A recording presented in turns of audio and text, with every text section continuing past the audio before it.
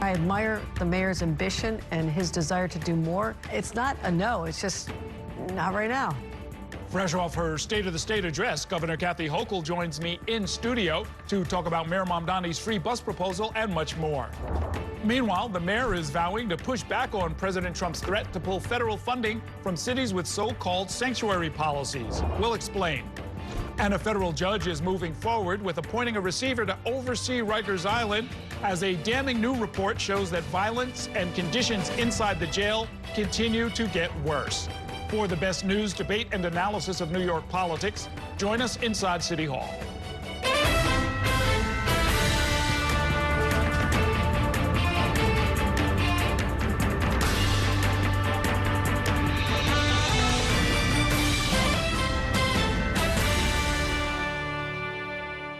Good evening. Welcome to Inside City Hall for Wednesday, January 14th, 2026. I'm Errol Lewis. During her State of the State speech yesterday, Governor Kathy Hochul spoke directly to New Yorkers, delivering her vision for the next year. That includes pushing back against the Trump administration's immigration crackdown and budget cuts, as well as making life more affordable for New Yorkers. Hochul is up for re-election this year, and she also put an emphasis on bringing universal child care to the entire state, helping Mayor Mamdani deliver on one of his key campaign promises. Next week, the governor is expected to unveil her budget proposal, which will break down how she plans to pay for all of her ideas, kicking off negotiations with the state legislature at that point. The governor joins us in studio now to talk about all of that and more. Welcome back to the program. Always good to see you. Great to see you again, Errol. Thank you for having me back. Absolutely. One of your proposals would create buffer zones outside of houses of worship. Is the idea that that would be through legislation, or would this be sort of recommendations to local police departments? No, this would be legislation. This would be mandated. And again, I will respect anybody's right to protest. Freedom of expression, it goes back to the last hundreds of years as part of our nation's history. But there's also the right to exercise your religion freely, and I believe without harassment. And we're just going to create a buffer zone 25 feet from the property line so people can be able to walk into their building, the place they want to go, you know, deepen their relationship with God and their community without being harassed or screamed at. And just, that seems like a basic right.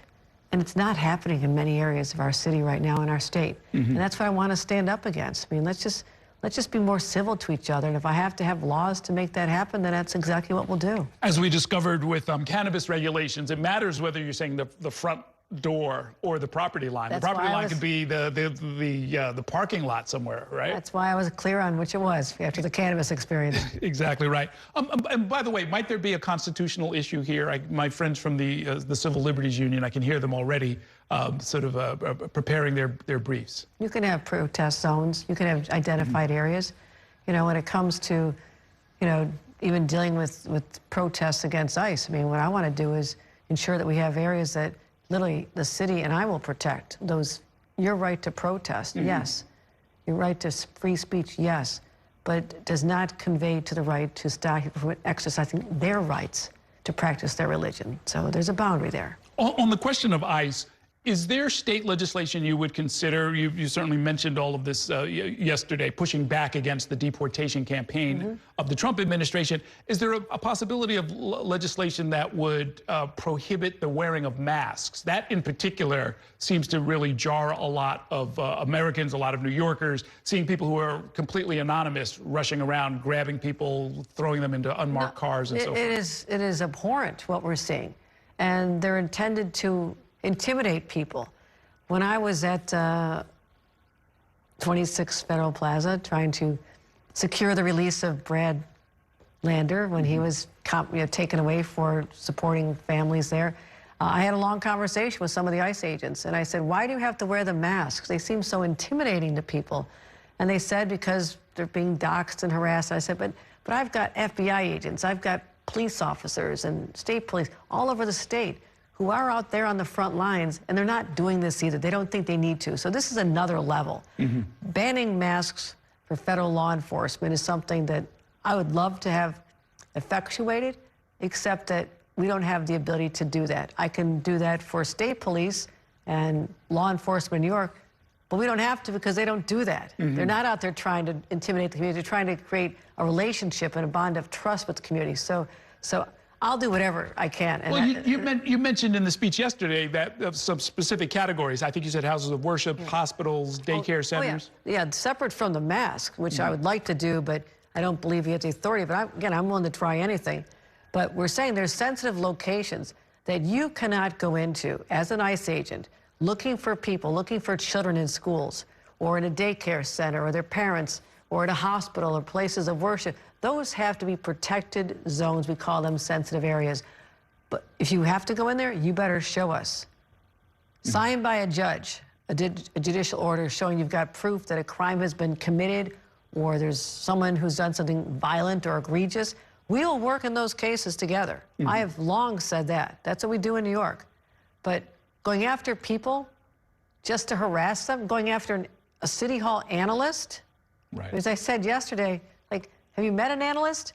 They're pretty low-key, nice people. Like, what is the threat there?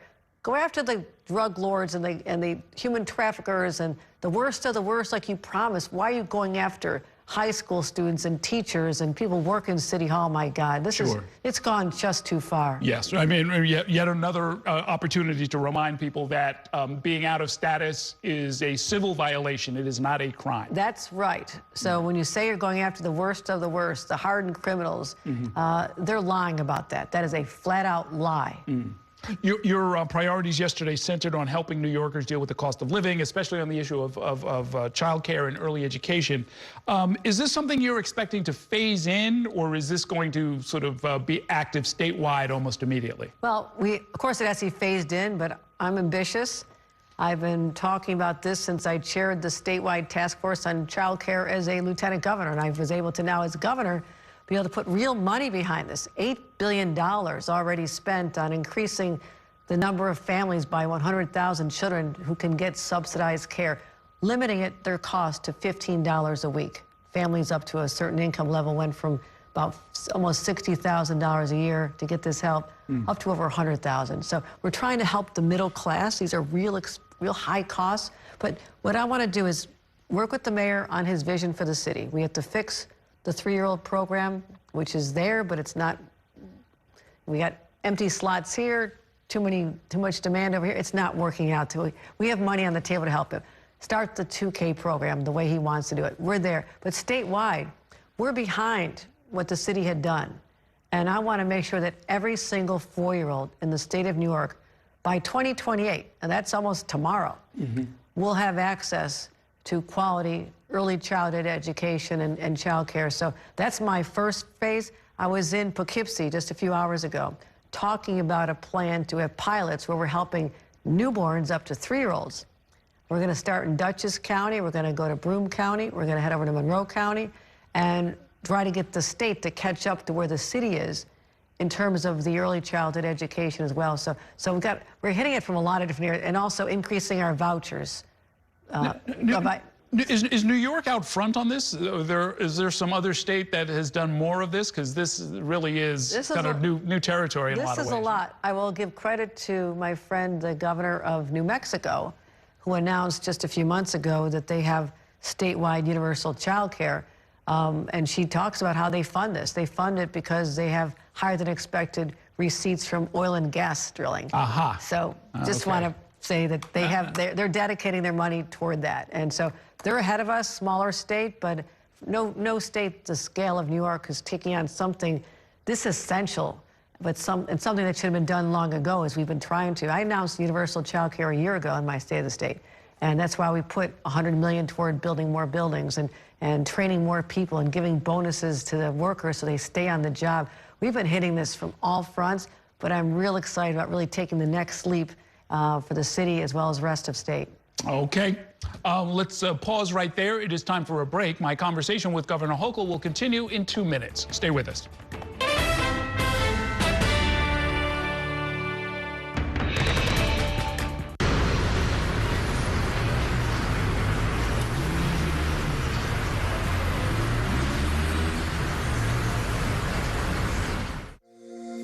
Every day tells a new story. At Mornings on One, we're dedicated to bringing you the stories that matter most to start your day.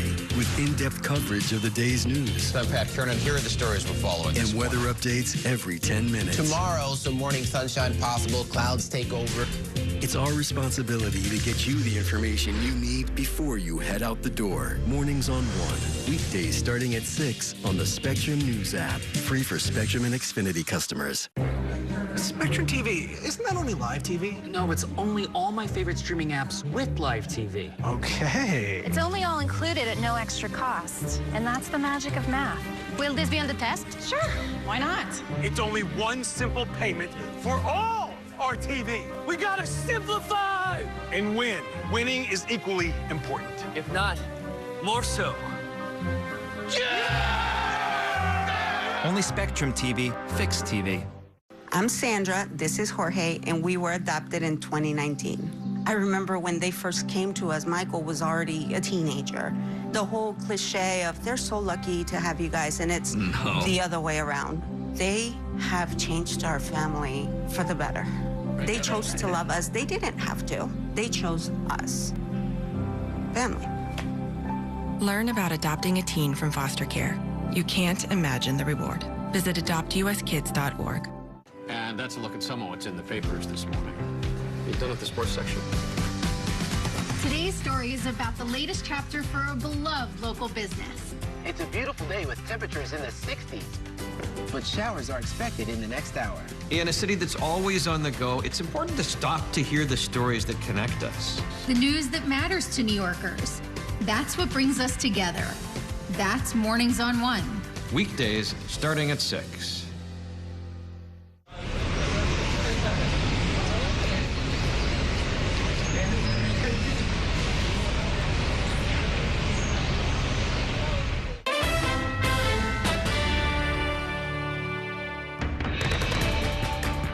Welcome back to Inside City Hall, where I'm once again joined by Governor Kathy Hochul.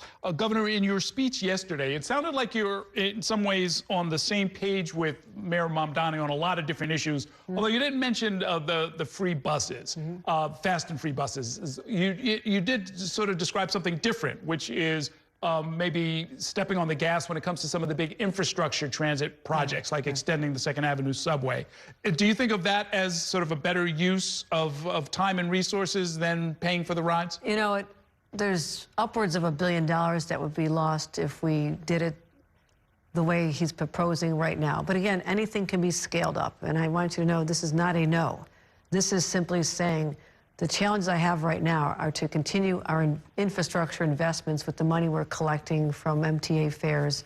And I have to make sure that we are continuing to invest in safety in the subways, that we have the resources to put in LED lighting and to put in the platform barriers and do all the investments, including another $77 million that the state is paying for additional patrols with law enforcement on the subways, driving down crime dramatically. So we have a lot of expenses, also the infrastructure. So I want to redo Jamaica Station. I think this is something that it's one of the busiest stations in the country, maybe 4th busiest.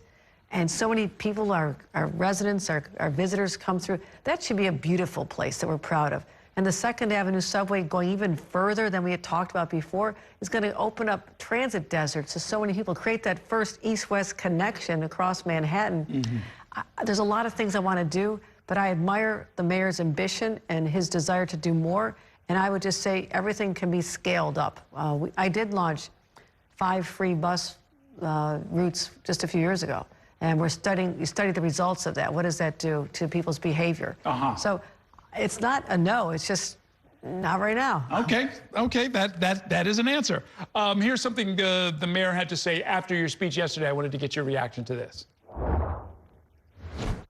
I'm calling on all of our partners in Albany to ensure that we can not only fund the city's day-to-day operations at a continued scale, but also that we can fund our affordability agenda. And I do believe that raising taxes on the wealthiest New Yorkers and the most profitable corporations continues to be a critical part of that. I know you've gotten that question many different times. Are there any sort of lines in the sand here? Are you open to possibly raising taxes on high-income New Yorkers and corporates? Let me say this. I don't believe in raising taxes for the sake of raising taxes. Taxes are used to fund your government operations. We have managed our resources so well in the state of New York that we can do this ambitious program for childcare. It's going to cost us $4.5 billion this year. I can do that. I can expand my infrastructure vision. I can do so much more around the state because we've managed our finances as well as pay down some of our out-year gaps, which is part of our debt, with the money we have coming in. In fact, not long ago, we reduced taxes on middle-class homeowners and taxpayers and gave money back to people. So to the extent that we're doing what I need to do with the current resources, I can't justify it. Now who knows what the future brings, but let's be honest about where we are now. We have an ambitious program we can fund. I can help the mayor with an enormous amount of money to help realize his child care vision, which I admire and support. When Mayor Adams needed $1 billion more to unlock the building of more housing, I said yes. I helped him with $1 billion. And all the areas where we've had to help, support housing for migrants. I am always there to help the city. So I don't want to do any more than we have to do. It's all working right now. Okay, let me ask you about a couple of other items. You mentioned auto insurance, which many of us pay, and it is far too high. I didn't realize it was the highest in the country, but it's high enough. You would need to take on the trial lawyers in order to sort of make some of the changes you were describing yesterday, meaning the no-fault insurance regime that we have now really doesn't make any distinction between people who are terribly irresponsible behind the wheel and people who are entirely responsible behind the wheel. I've governed on a very basic philosophy. Does it make sense or not? Common sense is something that's pretty abundant where I come from working class people in Buffalo. So I look at this. Does it make sense for someone who is driving drunk without a license, maybe leaves the scene of a crime, to get fully compensated for an accident they cause? And that's exactly what's happening under our system today. So it does not make sense. And why are we all paying the highest rates in the nation? $4,000, $1,500 higher than the national average. I need that money back in New Yorkers' pockets. It's not how they're driving, it's how the system is set up to reward those who've abused the system. Also, all those who are committing fraud, or the doctors who are fraudulently claiming that someone's injuries are more excessive than they are, or those who stage accidents. All this is going on, and it's driving up our costs. And as the leader of this state, I have to say no more. How do you make an intervention there?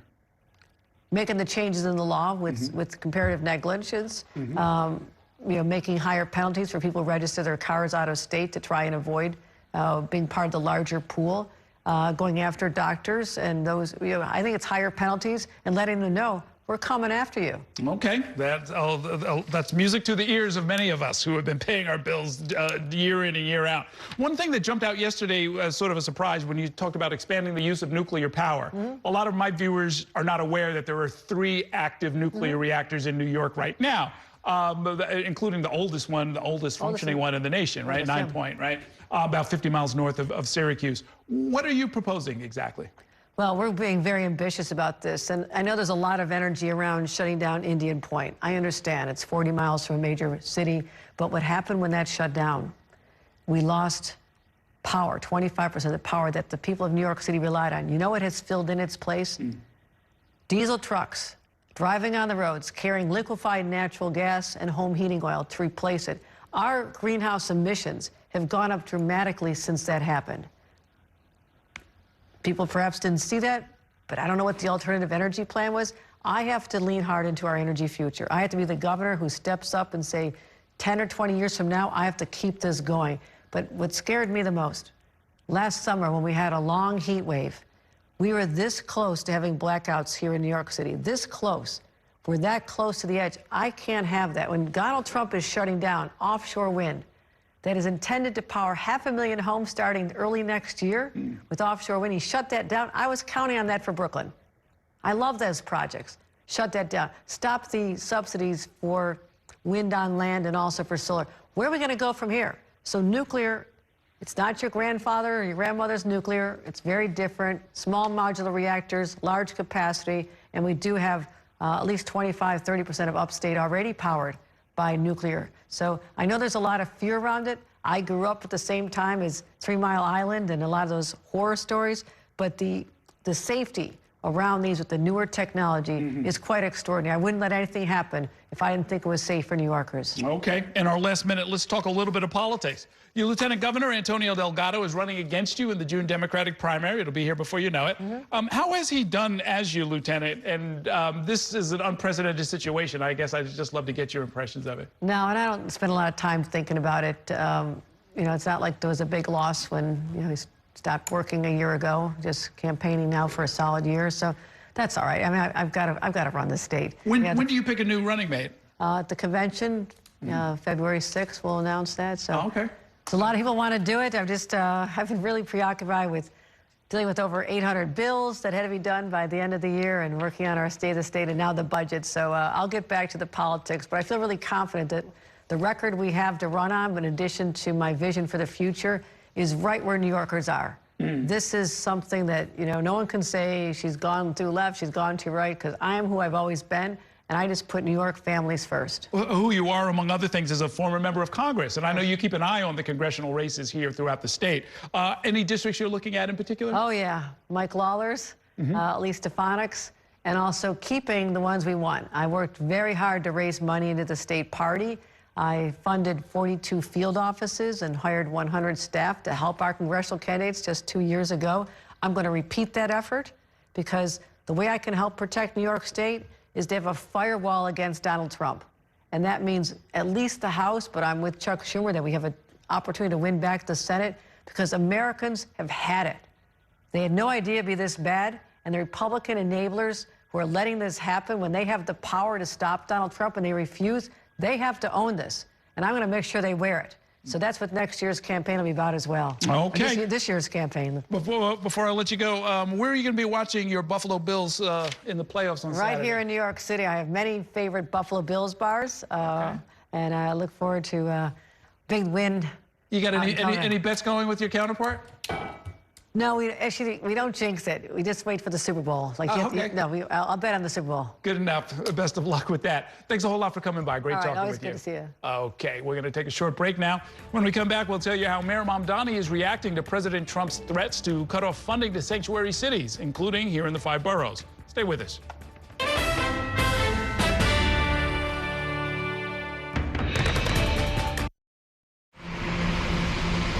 Stand clear of the closing doors, please.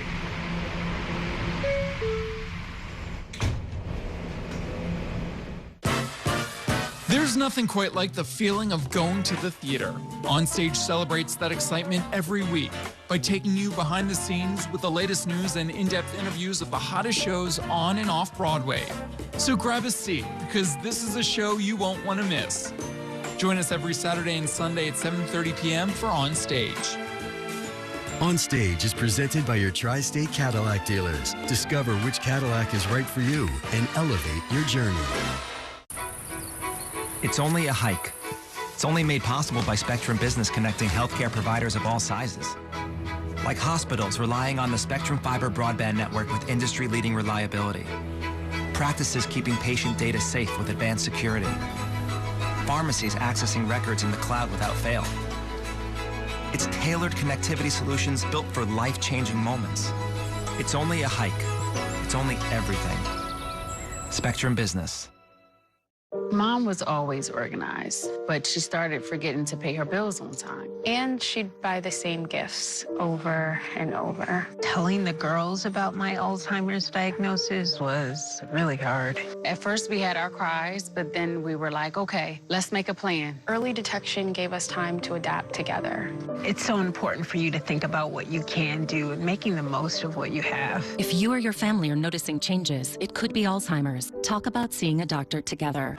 From my time growing up in Queens watching New York One to my time reporting here, I've seen how quickly a story can change. At News All Day, we bring you the news as it's happening, from around the boroughs to local government to your neighborhood, because our city never stops moving. Hi, I'm Shannon Ferry with the day's developing stories, but first, stay up to date and informed with News All Day, weekdays from noon to 4.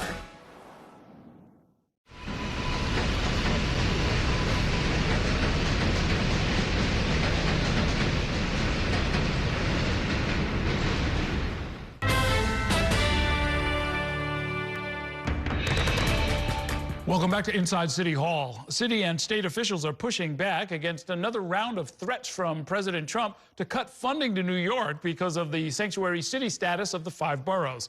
Our Kelly Mena joins me now with the very latest on that. Good evening, Kelly. Good evening, Errol. And they were sending a unified message today that they are not going to stand idly by, and they have threats of their own.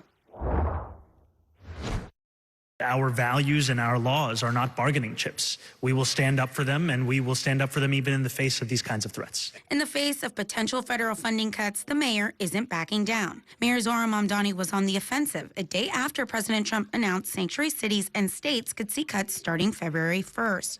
I will continue to make the case for New York City.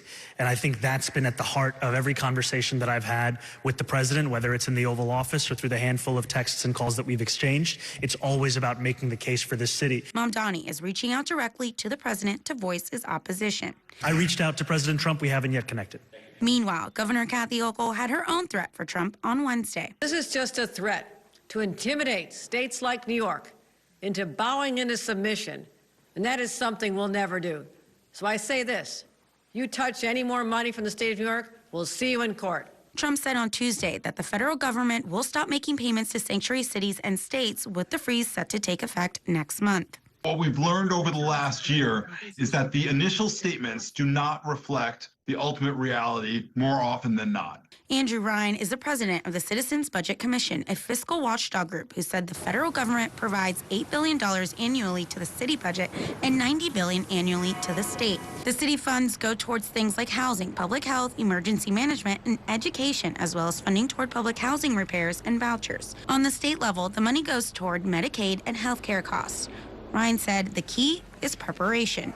You work with your partners, you work through the courts, and hopefully, and if past is prologue, these will get pushed back again. But that doesn't mean there's not a changing federal relationship on Medicaid and SNAP, and maybe more cuts to come when the federal government comes back and comes up with a budget. Amid the news, the mayor said he and his administration are ready to respond. I am proud of the team that we have ready at the hand to be able to respond to these kinds of threats so that we are not simply on the defensive of the little that New Yorkers are given in this moment, but frankly, advancing a larger agenda as well.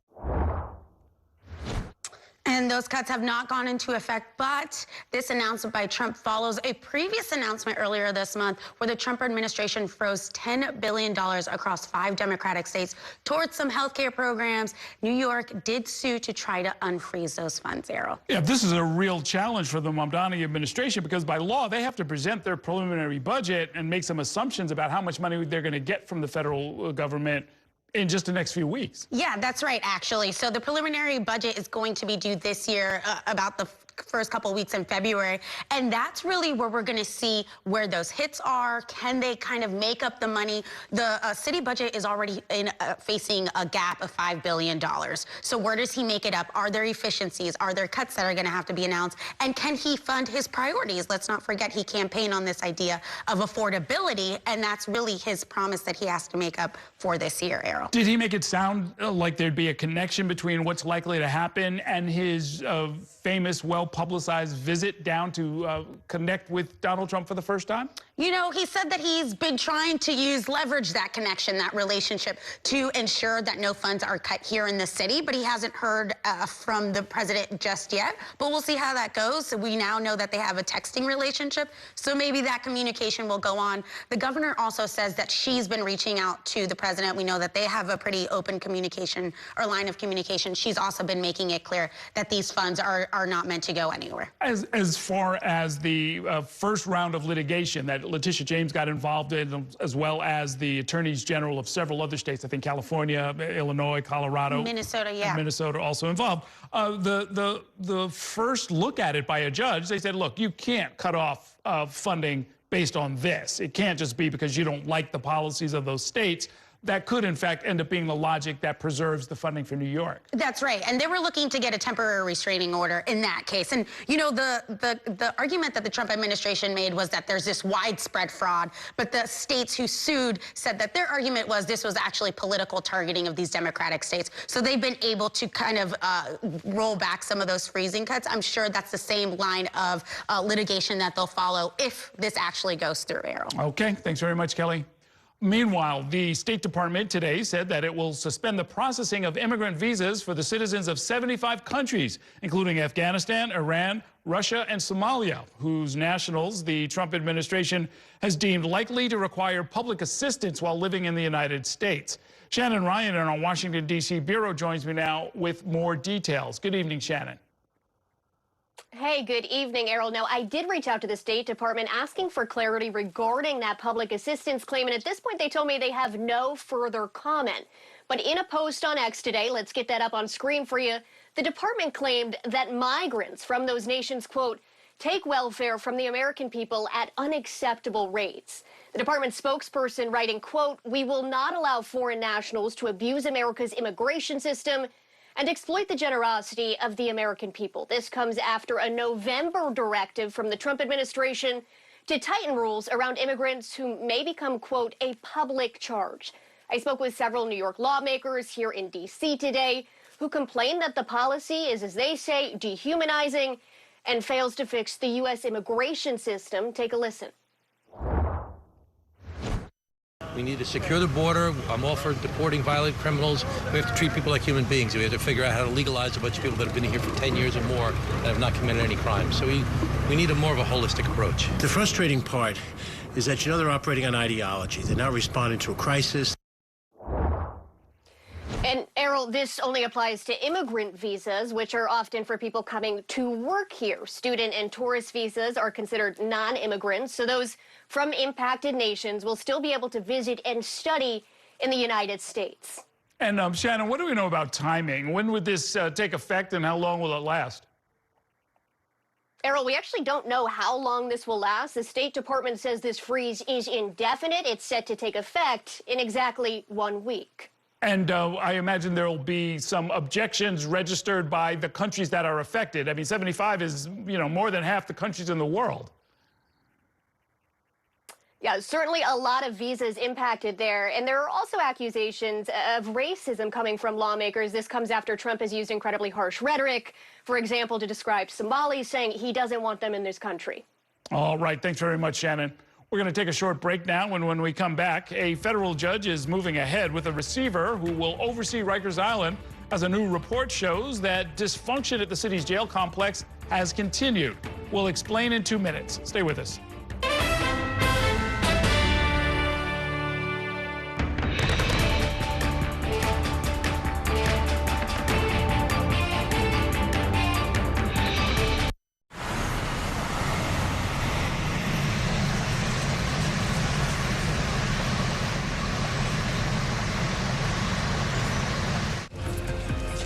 My time at New York One has shown me that in the city that never sleeps, the news never stops.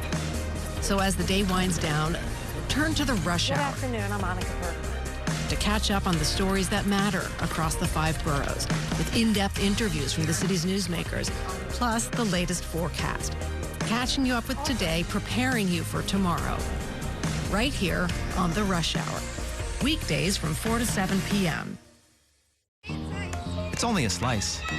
It's only made possible by Spectrum, connecting businesses of all sizes, like small businesses, instantly serving up orders and inventory on the Spectrum Fiber broadband network. And factories, seamlessly connecting to farmers in the field with tailored solutions that always deliver. It's only a slice. It's only everything. Get your business free fiber-powered internet forever. Call to find out how. I'm Chris Jakimick. I served in the United States Air Force, and I deployed 3 times. So in 2017, I was serving as an Air Force First Sergeant. Our motto in that role is, my job is people, everyone is my business. But unfortunately, in that year, I would lose my own brother, Lance Corporal Adam Jakimick, to suicide. The majority of veteran suicides are from guns. I store my weapons securely, not only for myself, but for my family. My service never stops. At Spectrum Noticias, we recognize that our New York City community is vibrant and diverse. Spectrum Noticias delivers balanced coverage of the stories that matter in our communities and across the country. Our journalists are based in the neighborhoods we cover, ensuring you get in-depth reporting on what's happening in the places we call home. So join us at Spectrum Noticias. We're always on, always there for you. Now available on your TV. Check your local listings. Also available on the Spectrum News app.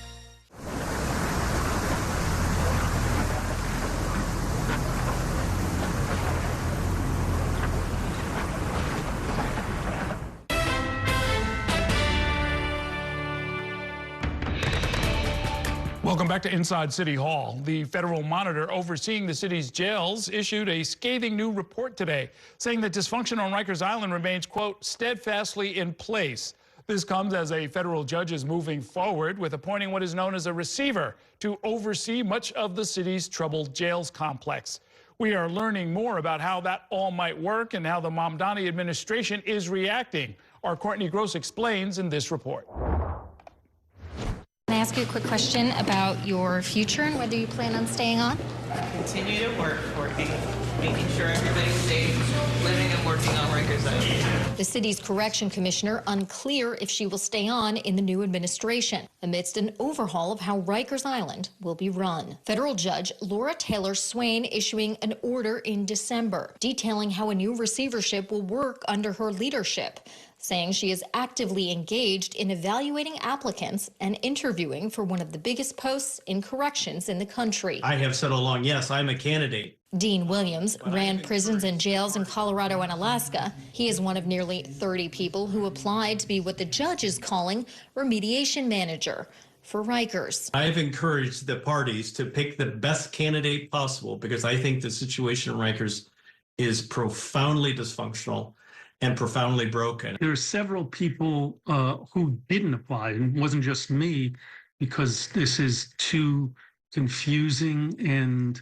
no one wants to take a job where they come in and are unable to do that job, especially when it's important as fixing Rikers Island. Others may have applied but decided against it, like Vincent Schiraldi, the former corrections commissioner. Myself, previous commissioners of New York City Corrections, and the receiver from Chicago have all said that this is a recipe for disaster and really needs to be rethought. Schiraldi says it's because of this structure. The remediation manager will report directly to the judge and oversee many aspects of how Rikers Island operates, like anything to do with violence. But the judge is keeping on both the federal monitor, who reports on how the department is doing, and will keep the position of commissioner. The commissioner will still report to the mayor. In her December order, she said the manager will have the powers of the commissioner, but she also repeatedly urged the new manager and the commissioner to work together. Attorneys for the detainees on Rikers who brought this case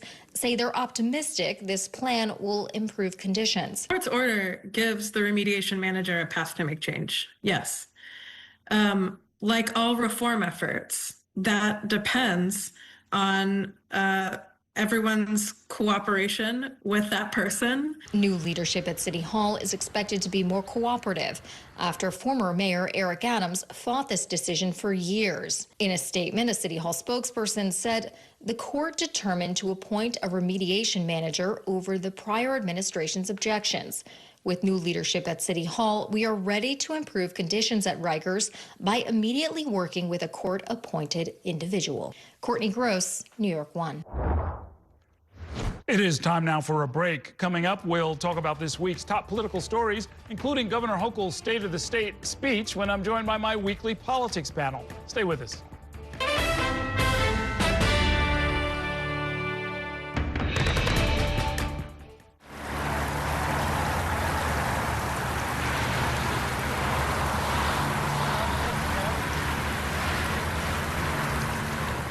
After 30 years of forecasting for New York, I've learned it takes a dedicated team to cover all the weather our city has to offer.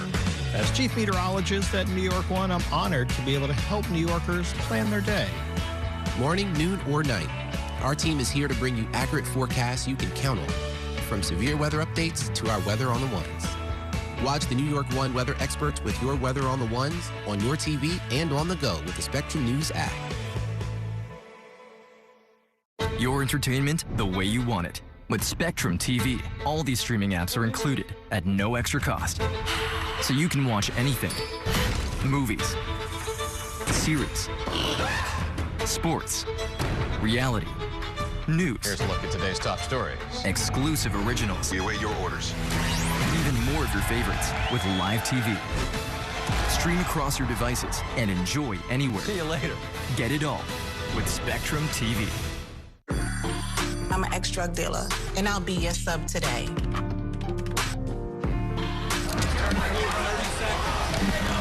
2 milligrams of fentanyl can be lethal. A lethal dose is in here.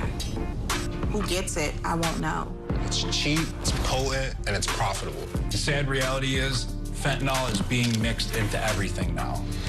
More kitchen now. My father was a New York City firefighter. My mission, like his, is to serve New Yorkers in a city that doesn't stop when the sun goes down. Being with New York One since the beginning, I'm now honored to join you even earlier each weeknight. Starting at 8 with New York Tonight, we'll explore the latest news developments, followed by New York One at 10 to wrap up your day. So join me each weeknight starting at 8 right here on New York One.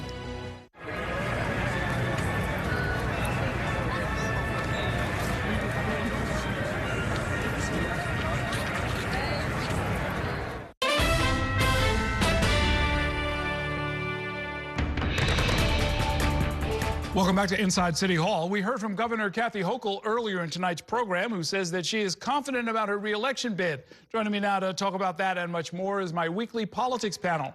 Ben Max is the executive editor of the New York Law School Center for New York City Law. He's also the host of the Max Politics podcast. Susan Kang is a political science professor at John Jay College and a leading member of the New York City Democratic Socialists of America. Thank you both for being here. What are your overall impressions of where the governor stands right now? She doesn't seem overly worried about Donald Trump or Antonio Delgado or Bruce Blakeman or any of her political opponents.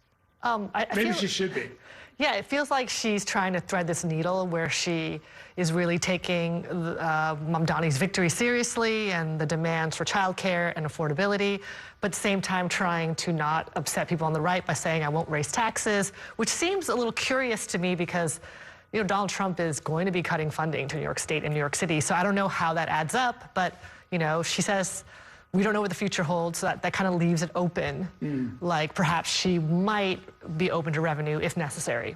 Universal child care seems to be where she's trying to walk that line, right? Something that is going to probably be broadly popular if they can get it off the ground. Yeah, I think that's a very smart place for her to focus and a place for her to collaborate with the new mayor, who obviously she made a decision to endorse in the general election. I think a calculation knowing that she was going to be tied to Zohran Mamdani no matter what by Republicans, so may as well go all in, so to speak, and then ride some of his support. You know better than me about whether that support will be there, but I think some of that really depends on what does she do to help him fulfill his mandates, and the child care one is a pretty big one to jump in on. I thought her comments to you about the buses were really interesting and about the taxes, because she's making a very conscious choice there to not support raising taxes to fund the free buses, at least at this time. Yeah. In fact, let's play a little bit of that part of the conversation where we talked about the buses. There's a lot of things I want to do, but I admire the mayor's ambition and his desire to do more. It's not a no, it's just not right now. Is that the end of the conversation, or is that going to continue? I feel like that's a way to not make any promises, but be open to creative solutions. And I think we'll see potentially more negotiations happening, because I do think that there's good people on, you know, from both administrations who want to find solutions that work. And so I think I'm going to stay tuned to see how that works out. I do think that what's interesting is that in 2024, we barely saw Governor Hochul at all in New York City. We didn't see her really doing any events here until basically the day of the general. And now she's tying herself much more closely to the city, and I think that that's smart. So I do approve of that choice from an electoral perspective. And, you know, when it comes to taxes on the rich or taxes on corporations, the governor said she's not a hardline opposed to it, but that there has to be a reason for it. And there is some precedence for that, right? I mean, there are, like the payroll mobility tax, there are some MTA taxes that are designated, they are targeted, and they go for certain things.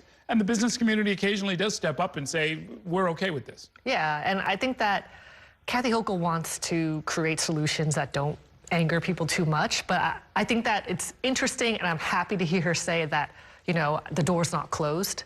I think a lot of people want revenue because of the situation with Donald Trump, and a lot of folks who are advocating for more revenue, I think they're going to see this as a positive sign, because a no is a no, but that's not a no, what I heard. The discussion on raising taxes isn't going to go anywhere, right? There's a lot of legislators who are supportive of raising taxes. There's a lot of advocates, and Mamdani's base are supportive. The governor heard those chants multiple times a few months ago.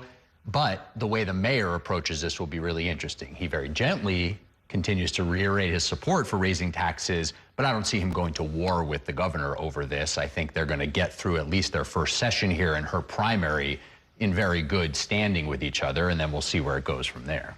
Interestingly enough, trial lawyers, I think, are going to be fighting tooth and nail with the governor if she moves forward with what we just talked about, which is this idea of changing the basic negligence regime legally so that no-fault insurance is replaced by some kind of contributory negligence. Like if you are the worst driver, if you did something really irresponsible in an accident, you might have to pay. You don't get to just walk away from it. Yeah, I mean, I think this is where the conversation is going to absolutely move to the legislature and see if the two Democratic majorities there are willing to buck the trial lawyers who have had a lot of sway in state government over the years. And, that will be an interesting lobbying campaign to come. We'll get a lot of indication where the legislature's at on a whole host of things very soon. Yeah, and then another part of the Democratic base, the environmentalists, are probably going to be a little bit unhappy with this idea of dramatically increasing the amount of nuclear power in New York State. Yeah, so she did put a lot of time and energy in her State of the State talk about nuclear, and I do think that there's kind of like, people are mixed about it. A good leader brings people to the table and figures out ways to create compromise. So hopefully there will be conversations with advocates that will help them with their concerns. I'm interested in seeing how she moves forward on other forms of renewables. Yeah, the renewables fight will be ongoing. Let's take a short break. I've got more to talk about with this panel. We'll do that in 2 minutes. Stay with us.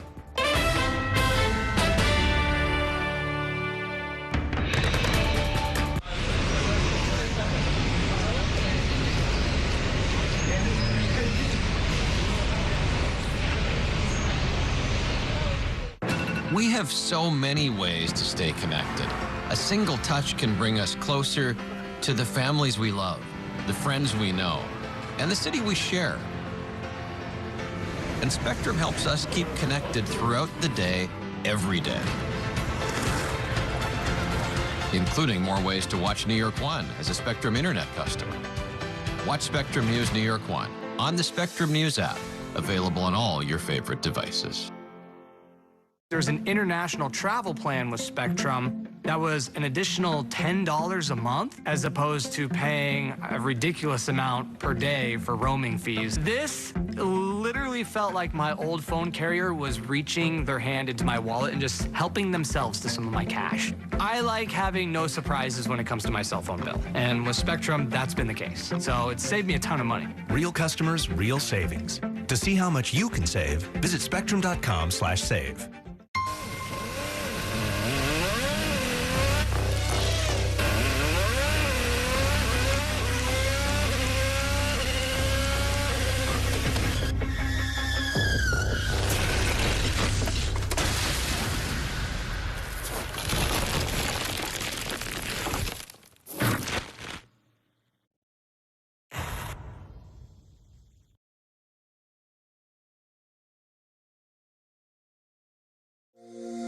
Every day tells a new story. At Mornings on One, we're dedicated to bringing you the stories that matter most to start your day. With in-depth coverage of the day's news. I'm Pat Kernan. Here are the stories we're following. And weather updates every 10 minutes. Tomorrow, some morning sunshine possible. Clouds take over. It's our responsibility to get you the information you need before you head out the door. Mornings on One. Weekdays starting at 6 on the Spectrum News app. Free for Spectrum and Xfinity customers. Stand clear of the closing doors, please.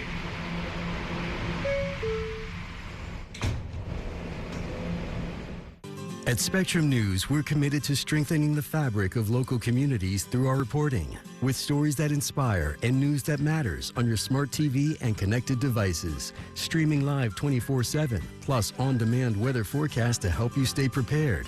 It's all there as you step outside with the Spectrum News mobile app, keeping you informed and in the know throughout your day. Spectrum News, free with your Spectrum or Xfinity subscription. Now available on your favorite devices.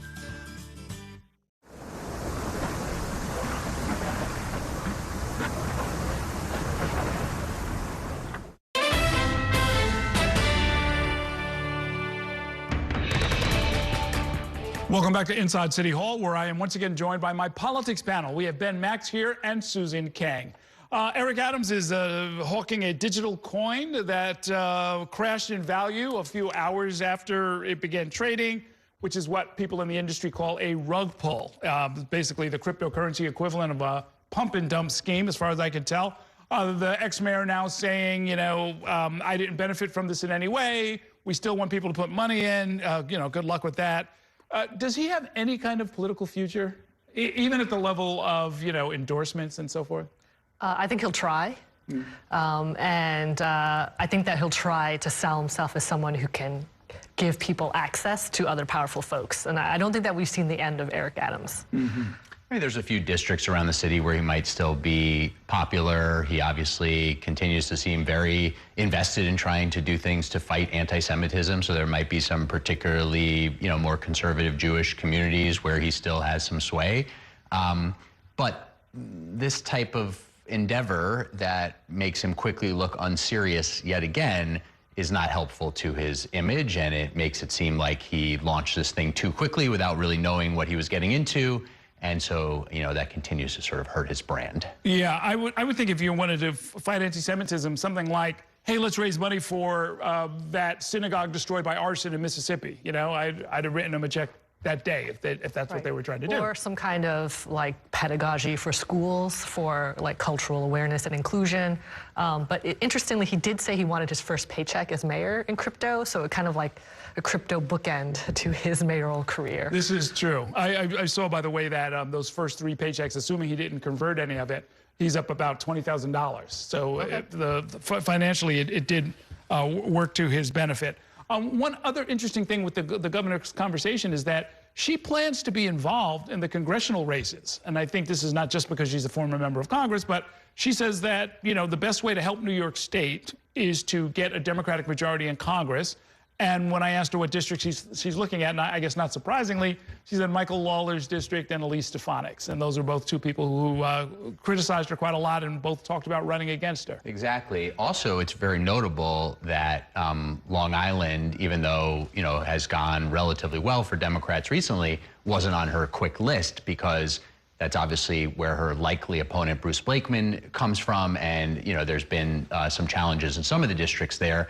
But yes, Mike Lawler is one of the biggest targets for Democrats across the country and certainly in New York, and that's a swing district. And in a Trump midterm year, you'd have to think is very viable play for Democrats. However, you know, he's done a lot to, you know, appeal to his constituents, to at least do some bipartisan work and to speak up at times against the president. So that's going to be a real race in the 17th. Yeah. The assumption, I think, by a lot of pundits is that this is going to be a big Democratic year by the time we get to November. Yeah, I think that a lot of that's going to be dependent on the kind of messaging that the Democrats decide to unify on, the fundraising, and having like a clear message about what they have to offer, not just being anti-Trump, which I think was sort of the lazy default Democratic national message for like the past 10 years. So something a little more proactive. They're probably going to talk about affordability, the guess. Yeah. Right. I mean, if you just look at Trump not doing that much on affordability, plus how he's unleashed federal immigration enforcement in ways that are certainly turning off a lot of purple district voters and swing voters and riling up the Democratic base, there's very fertile ground for Democrats, but yeah, they do have to have a right. message. You don't have to be anti-Trump, but you can be, sort of anti-murder on television of the kind that we saw with Renee Good in Minneapolis, right? Yeah, I mean, I went to grad school in Minneapolis. I still have friends there, and what's going on there with the schools closing is devastating. And I think that, sort of apolitical Americans are probably also very moved by what's happening. Mm-hmm. Yeah, there was a fair amount of street activity, not just there, but in a number of other cities, and it wasn't quite reminiscent.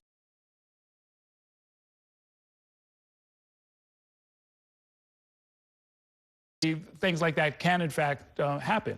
Well, I'm, nervously, and I think many are waiting to see what happens here in New York City and how much the federal government decides to escalate things and how New York City responds. I've been talking to some congressional candidates, and, there is a push for the NYPD to be more assertive in saying to federal agents, don't break local laws. And this is something Zohran Mamdani talked about during the campaign, and we'll have to hear more from him and the police commissioner about how they would approach it if there are federal agents actually breaking local laws by snatching people out of their cars for no apparent, evidentiary reason. Yeah. I mean, the governor did talk about protected areas like schools, hospitals, but or houses of worship. But that doesn't necessarily apply to what we're seeing when people are just being accosted on the streets, or at gas stations. Yeah, and I think that also who enforces those laws is going to be a big question. Especially if people are scared, will they know to assert those rights? Well, we don't want to see the NYPD and federal agents getting into conflict on city streets, right? I mean, there's all sorts of dangerous outcomes that could happen here, but if there's better communication and warnings, you could see some of that thwarted, perhaps. Definitely something to keep an eye on. Thank you both so much for coming by. Good to see you, Ben Max. Good to see you, Susan Kang. That is going to do it for tonight's show. Thanks so much for watching, and have a great evening. We'll see you next time inside City Hall.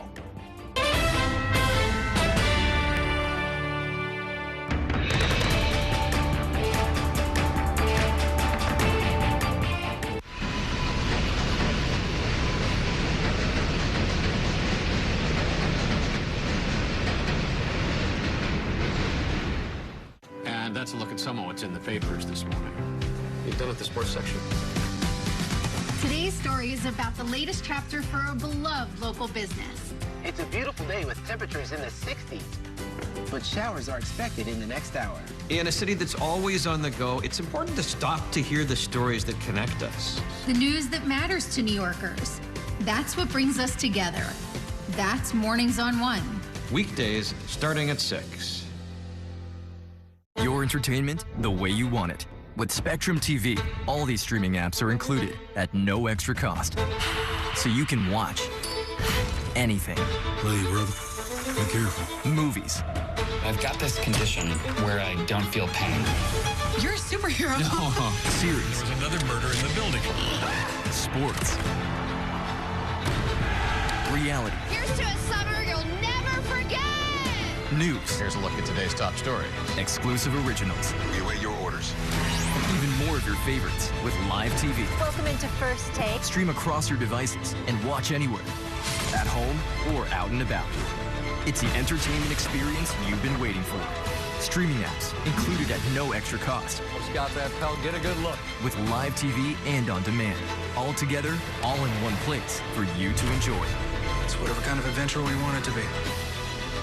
Get it all with Spectrum TV. There's nothing quite like the feeling of going to the theater. Onstage celebrates that excitement every week by taking you behind the scenes with the latest news and in-depth interviews of the hottest shows on and off Broadway. So grab a seat, because this is a show you won't want to miss. Join us every Saturday and Sunday at 7:30 p.m. for Onstage. Onstage is presented by your Tri-State Cadillac dealers. Discover which Cadillac is right for you and elevate your journey.